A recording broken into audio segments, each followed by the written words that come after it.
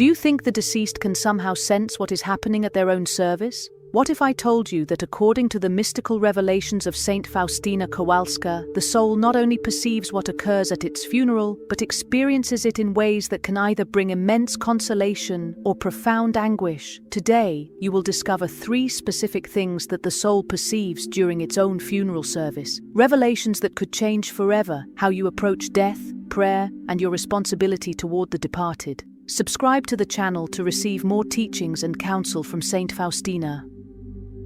Imagine for a moment that you are standing in a funeral home, looking down at your own body, lying peacefully in the casket. Can you feel the weight of that thought?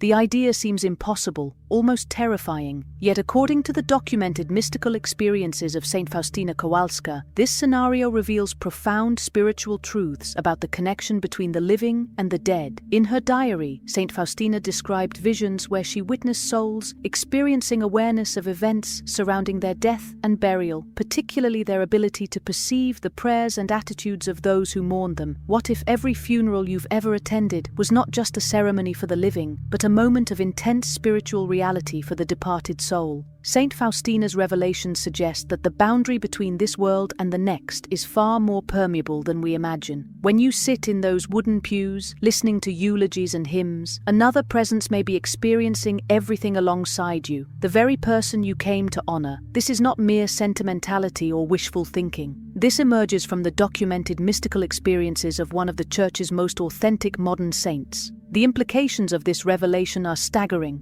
It means that every prayer you offer, every tear you shed, every moment of genuine love you express at a funeral is not lost in the void, but potentially experienced by the soul of the departed. Saint Faustina wrote in her diary that during her vision of purgatory, she saw souls who were intensely aware of the spiritual help, or lack thereof, that they received from the living. These souls, she observed, pray with great fervor, but without efficacy for themselves. Only we can help them. But here comes the question that might disturb your peace. What if the soul of your departed loved one could perceive not just your love and prayers, but also your indifference, your empty words, your lack of genuine spiritual concern for their eternal destiny? What if they can sense when you're merely going through the motions versus when you're truly interceding for their soul? Saint Faustina's mystical insights suggest that the funeral becomes a moment of profound spiritual transparency, where authentic love and hollow ritual are distinguished with crystal clarity by the soul who experiences it all. Saint Faustina Kowalska was not an ordinary religious sister. Born Helena Kowalska in a poor Polish family, she possessed from childhood an extraordinary sensitivity to the spiritual realm that would later make her one of the Church's most documented mystics. Her diary, written under obedience to her spiritual director, contains over 600 pages of detailed mystical experiences, visions, and direct communications with Jesus Christ. But among all her revelations, those concerning the souls of the departed and their connection to our world carry a particularly urgent message for every person who will one day attend a funeral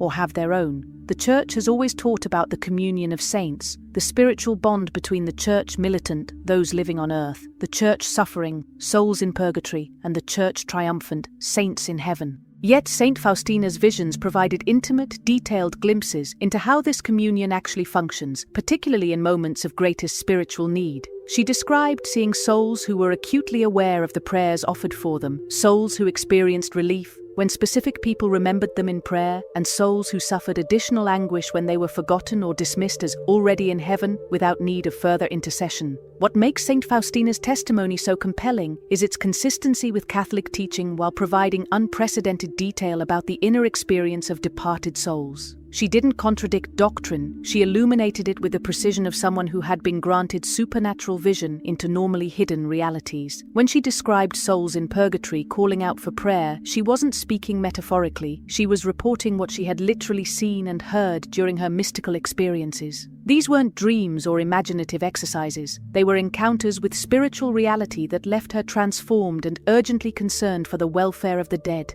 Think about this. If Saint Faustina could see and communicate with souls undergoing purification, if she could witness their joy at receiving prayers and their sorrow at being neglected, then every funeral becomes a moment of tremendous spiritual responsibility. You are not merely attending a social ceremony or offering comfort to the bereaved, you are potentially participating in the eternal destiny of a soul. Your prayers, your intentions, your very attitude toward the deceased may be perceived and experienced by them in ways that exceed your imagination. This is why Saint Faustina urged such fervent intercession for the dead, because she had seen firsthand how desperately they depend on our spiritual charity. From the detailed mystical experiences recorded in Saint Faustina's diary, 3 specific aspects emerge regarding what the soul perceives during its own funeral. These are not theological speculations, but insights drawn from her documented visions of souls in various states after death. The first perception involves the echo of prayers offered by the living. Every rosary, every mass intention, every sincere supplication reaches the soul with tangible spiritual effect. Saint Faustina described seeing souls receive these prayers like rays of light that brought them comfort and acceleration in their purification process. But here's what might surprise you. The soul doesn't just perceive the prayers themselves, but the spirit in which they are offered.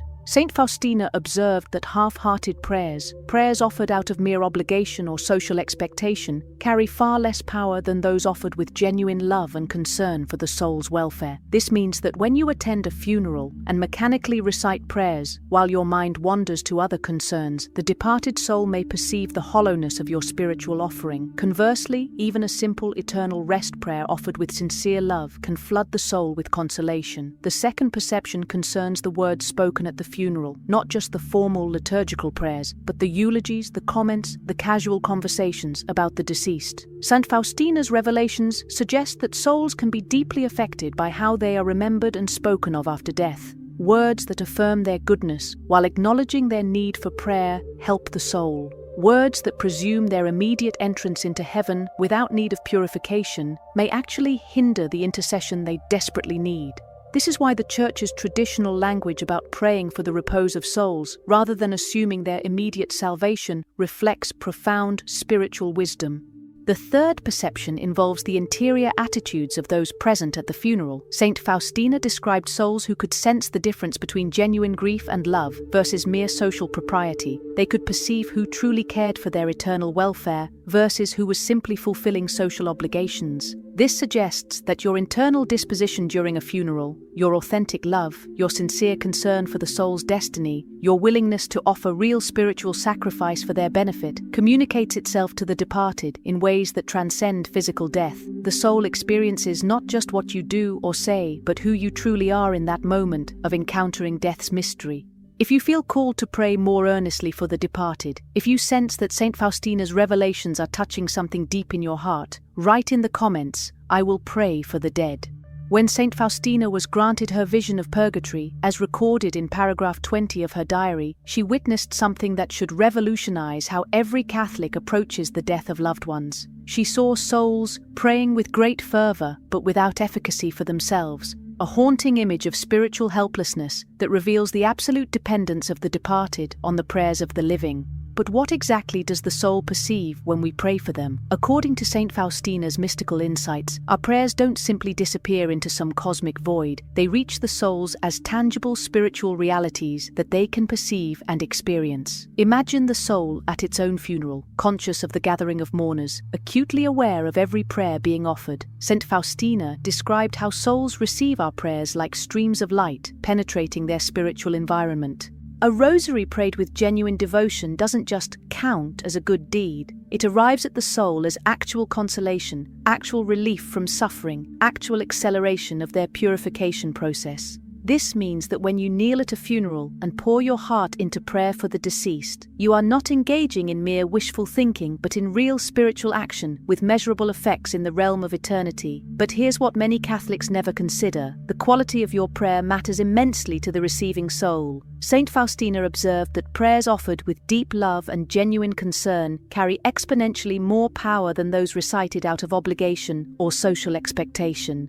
When you attend a funeral and your prayers are distracted, mechanical, or half-hearted, the soul perceives this spiritual poverty. Conversely, even a simple prayer offered with authentic love can flood the departed with consolation. This isn't about the length or complexity of your prayers. It's about the sincerity of your spiritual charity. The most profound aspect of this first perception is that it reveals prayer as true communication across the boundary of death. the soul doesn't just benefit from your prayers passively, they experience them as expressions of continued love and connection. Saint Faustina's revelations suggest that when you pray for a departed soul with genuine affection, remembering their goodness, acknowledging their struggles, offering your spiritual works for their benefit, they perceive this as a tangible embrace of love that transcends physical death. Your prayers become their lifeline, their source of hope, their evidence that they have not been forgotten by those they left behind. This is why the Church has always emphasized prayer for the dead as one of the greatest works of mercy, because it addresses the most helpless form of human need.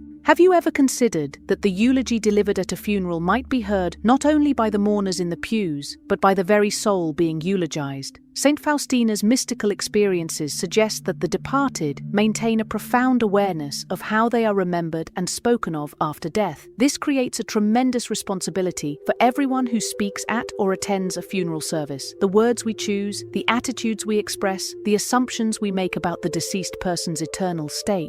All of this may be perceived by the soul in ways that either console or distress them. The Church's traditional wisdom about funeral language reflects centuries of understanding about this spiritual reality. When we say, "May he rest in peace," or "Eternal rest grant unto her, O Lord," we acknowledge that the soul may still need purification and our intercession. However, Saint Faustina's revelations indicate that souls can be profoundly affected when people prematurely declare them to be already in heaven, or now our angel in glory. While such words may comfort the grieving, they can actually hinder the spiritual help the soul desperately needs by creating a presumption that eliminates the motivation for continued prayer and sacrifice on their behalf. Consider this scenario. You're attending the funeral of someone you knew well, perhaps not a saint, but a good person with the normal human mixture of virtues and failings. If the eulogist declares with certainty that this person has gone straight to heaven and is now watching over us as our guardian angel, what happens to the soul if they are actually undergoing purification in purgatory?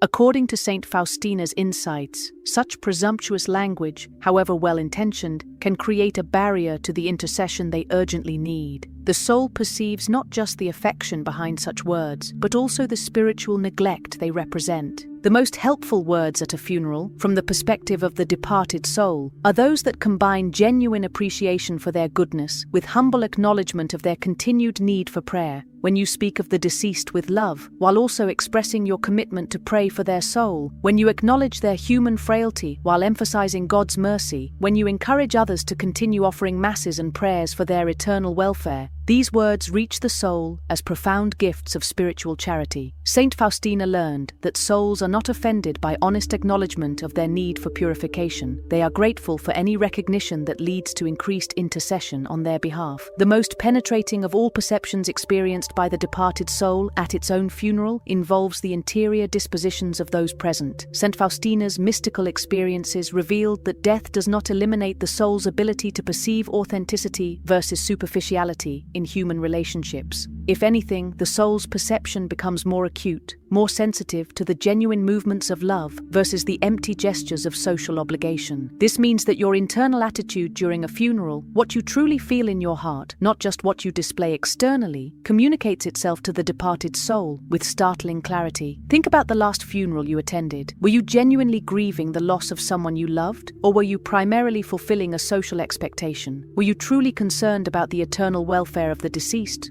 Or were you mainly focused on comforting the bereaved family? Were your prayers offered with sincere devotion, or were you simply going through familiar motions while your mind wandered to other concerns? According to Saint Faustina's revelations, the departed soul perceives all of these interior realities. They can distinguish between authentic love and mere politeness, between genuine spiritual concern and hollow ritual observance. This perception of authentic love extends beyond just the funeral service itself to encompass your entire relationship with the deceased person and your ongoing commitment to their eternal welfare. The soul perceives whether your grief is genuine or performative, whether your prayers will continue beyond the funeral or cease once the social obligation is fulfilled, whether you truly valued them as a person or simply maintained a surface-level relationship. Saint Faustina described souls who experienced great consolation when they perceived authentic love from those who mourned them, and corresponding sorrow when they realized that their earthly relationships had been largely superficial. But here's the beautiful aspect of this perception. It creates an opportunity for for profound spiritual communion that transcends death. When you approach a funeral with genuine love for the deceased, with sincere concern for their eternal welfare, with authentic willingness to sacrifice your time, energy, and prayers for their spiritual benefit, the soul perceives this as a continuation of relationship rather than an ending. Your authentic love becomes a bridge across the divide of death, a source of consolation that reminds the soul of their enduring value and dignity. Saint Faustina learned that souls draw immense comfort from knowing they are truly loved and remembered, not just socially acknowledged. This is why funerals become moments of tremendous spiritual opportunity, chances to express authentic love that reaches beyond the grave and touches eternity. In her diary, Saint Faustina recorded words from Jesus that should pierce the heart of every person who has ever attended a funeral. The souls in purgatory are completely dependent on you. Do not be indifferent to their fate.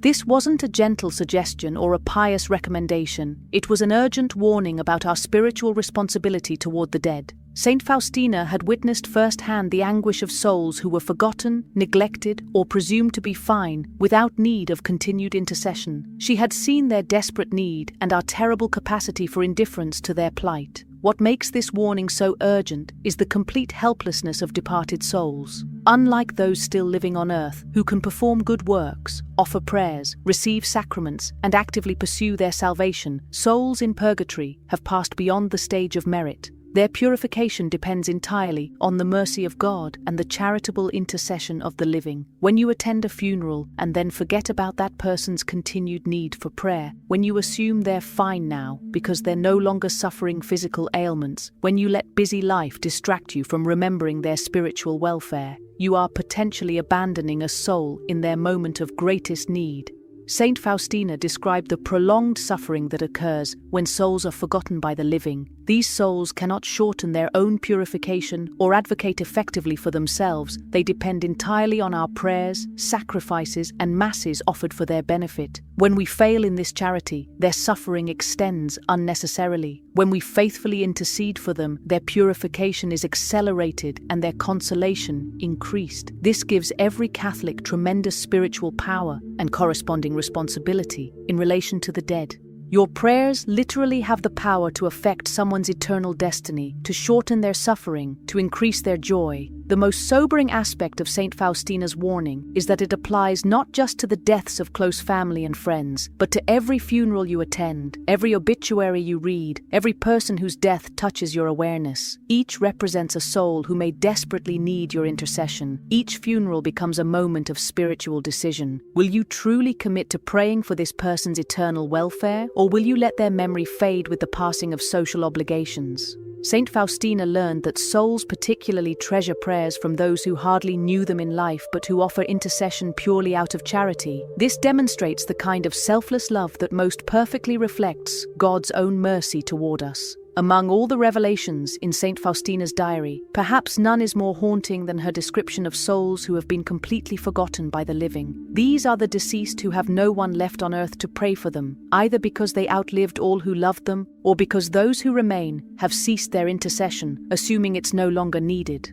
Saint Faustina witnessed the particular anguish of these forgotten souls, who continue their purification in spiritual isolation, cut off from the consolation that comes through the prayers of the living. Their plight reveals the critical importance of our ongoing commitment to prayer for all the dead, not just those we personally knew and loved. Consider how many souls might fall into this category of the forgotten dead. The elderly person who outlived spouse, siblings, and children, depending entirely on the charity of casual acquaintances or distant relatives who may not understand the importance of continued prayer. The person who died, estranged from family, whose funeral was sparsely attended, and whose memory faded quickly from active concern. The historical figures, the unknown deceased, the masses of souls from past generations who no longer have anyone on earth specifically interceding for their eternal welfare. Saint Faustina's revelations suggest that these forgotten souls particularly benefit from general prayers for all the souls in purgatory and from the charitable intercession of those who remember their universal need. But the category of forgotten souls extends beyond just those who have been dead for years or decades. Saint Faustina observed that souls can become forgotten remarkably quickly after death, sometimes within months or even weeks of their funeral. The initial flurry of masses, rosaries, and prayers gradually diminishes as life moves on, grief processes, and the urgent needs of the living reclaim our attention. Meanwhile, the soul continues its purification process, still desperately dependent on our intercession, but no longer receiving the spiritual help they need. This reveals why the Church encourages ongoing remembrance of the dead through annual masses, regular inclusion in prayers, and continued spiritual works offered for their benefit. The most profound aspect of praying for forgotten souls is that it represents pure spiritual charity, love offered without expectation of earthly return, without emotional compensation, without social recognition. When you pray for souls you never knew, for the anonymous dead, for those who have no one else to remember them, you participate in the kind of selfless love that most perfectly mirrors God's own mercy. Saint Faustina learned that such prayers are particularly powerful because they flow from pure charity rather than natural affection, and souls who receive them experience not just relief from suffering, but profound gratitude for being remembered by someone who owed them nothing but offered everything. The revelations of Saint Faustina create an unavoidable conclusion. Every Catholic has a serious spiritual responsibility toward the dead that extends far beyond attending funerals and expressing condolences to the bereaved. Your responsibility begins the moment you become aware of someone's death and continues indefinitely, limited only by your own capacity for spiritual charity and your commitment to the communion of saints. This isn't an optional devotion for particularly pious souls. It's an integral part of living the Catholic faith authentically and participating in the mystery of Christian community that transcends death. But what does this responsibility look like in practical terms? First, it means transforming how you approach every funeral you attend.